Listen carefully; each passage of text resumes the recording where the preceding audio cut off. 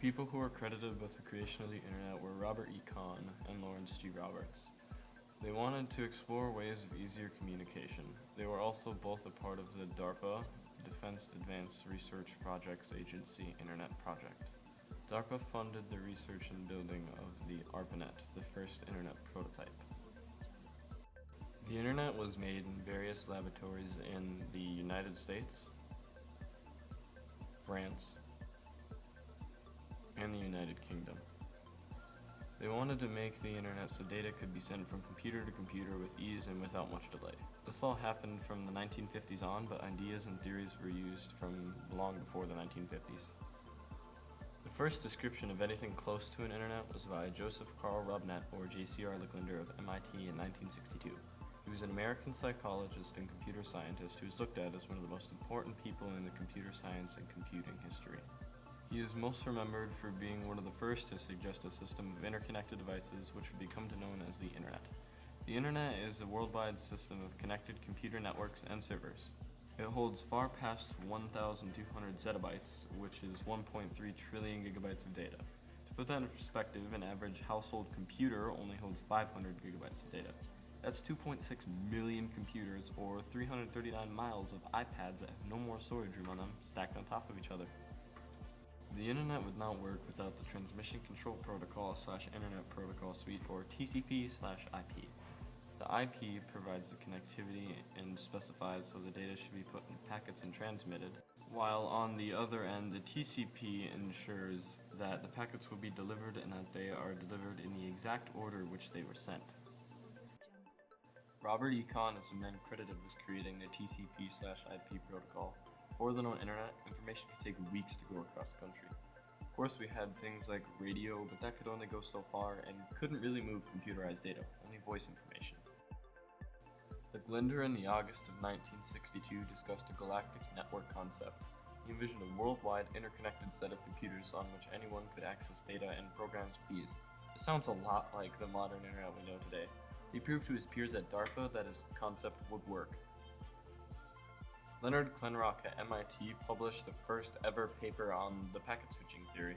In 1961, Klenrock showed Licklinder that communication through packets rather than circuits would help the distance that we could send data and overall make ARPANET better. Lawrence Roberts went to DARPA with Klenrock's idea to make the computer network concept and put together his ARPANET, the Advanced Research Projects Agency Network, project.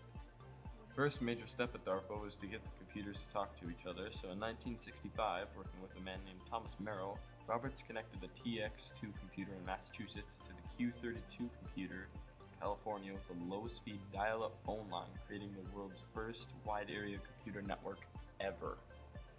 The conclusion of this was that the computers worked well together. They ran programs and retrieved data as they were supposed to. However, the phone system that they were using to connect these two computers was extremely inadequate for what the researchers needed it for. Then, in 1966, Roberts went to DARPA to develop the computer network concept and quickly put together his plan for the ARPANET. After scientists at MIT and two companies named NPL, an electrical distribution system creation company, and RAND, the research and development company for analysis, discussed the plans for ARPANET, the proposed speed of the design went from 2.4 kilobytes per second to a near 50 kilobytes per second, which is 1,625% more than originally planned. Our internet now is at a worldwide average of 1.7 megabytes per second according to the internet service providers. That's around 900 times the original ARPANET time. Now, in August of 1966, after Lawrence Roberts and the DARPA community had created a solid overall plan and specifications for the ARPANET project, an RFQ, or request for quotation that invites suppliers into a bidding process to bid on supplies or services, was released by DARPA for one of the key parts.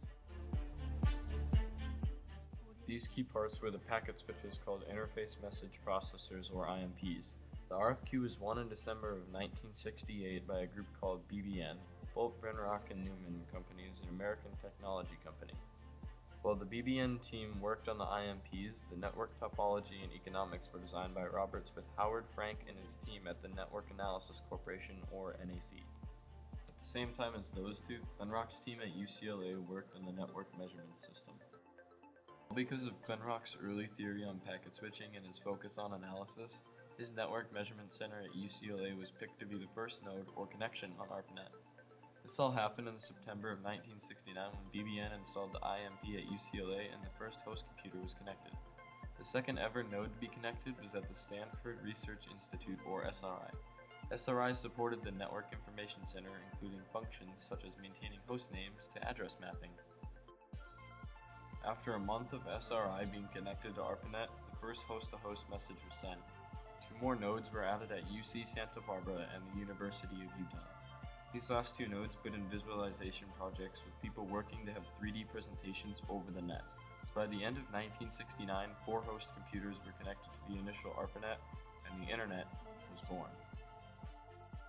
Computers were later added to ARPANET during the following years, and host-to-host connections were completed and workable on most computers. Then during an ARPANET demonstration, Robert Kahn showed off one of the most used processes ever: email. By this time, computers were becoming available for most people and they could access a network if they had it installed in their home.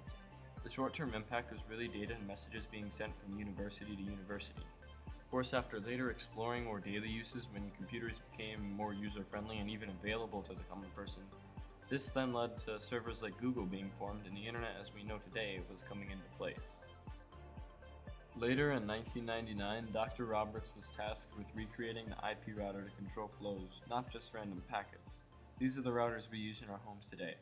In 2007, his company Anagram released a router to control the rate of the internet flow and thus able to mix voice, video, and data in one network. The long-term impact was revolutionary. Think of a world today without internet.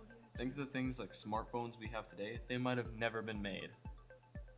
The main point of the internet was to connect people around the world easier and more efficiently. Think of a world today without the internet. We'd still be at things like letters and those. Email and the whole internet in general just makes life easier. If we wanted to send something to our friends or family, we have sites like Dropbox to upload and download files. We can pull information instead of going looking through a book. With the internet, we can access information easier. You know that homework assignment you needed to email your teacher and ask for help on? It's also a great studying tool. Sites like Quizlet work great for students like myself. When it was first created, not many people could find day-to-day uses with it except with email when it was first released.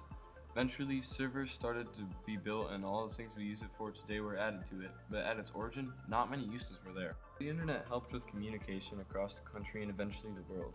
Helped with traveling. Instead of using a road map, we have things like Google Maps. We have other things that revolutionized as well, like shopping, research, news, weather, banking, education, entertainment, looking for jobs, and even creating jobs. After the internet was created, scientists explored other ways to use the internet and new technologies using the internet. They got ideas from reading papers like Licklinder's galactic network concept. Another way they explored is by using their own imagination. Once they knew that everything would work, they just made stuff.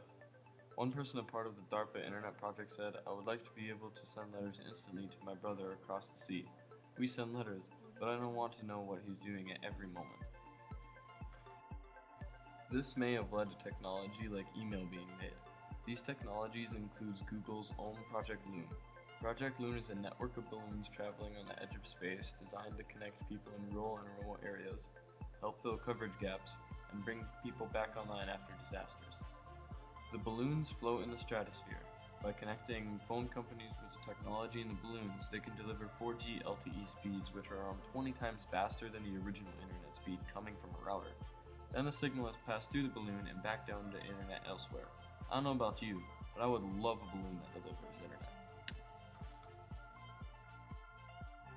Lots of other companies, maybe not as popular as Google, are working on technologies just like this. There are many more things that the internet has created too, like jobs. In a study conducted in 2009, it was estimated that the internet has created over 1.2 million jobs and is still taking in more people every day. These jobs range from a tech support line to people who keep like Google up, to the hacking industry, although most people fall under the tech support and things of that sort.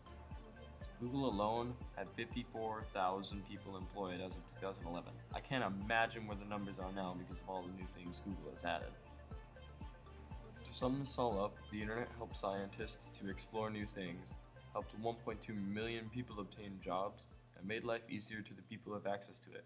Companies like Google, though, are still working to get the internet to the poorer part of the world. The people who are credited with the creation of the internet were Robert E. Kahn and Lawrence G. Roberts. They were both a part of the DARPA Internet Project. Without people like Dr. Roberts, we could have never had anything like the internet. The internet connects us all, and while we as humans still need face-to-face conversation, the internet makes life easier for anyone who has access to it. Scientists are still exploring ways to expand the internet and the things we can do with it. They are still finding ways, like Project Loon,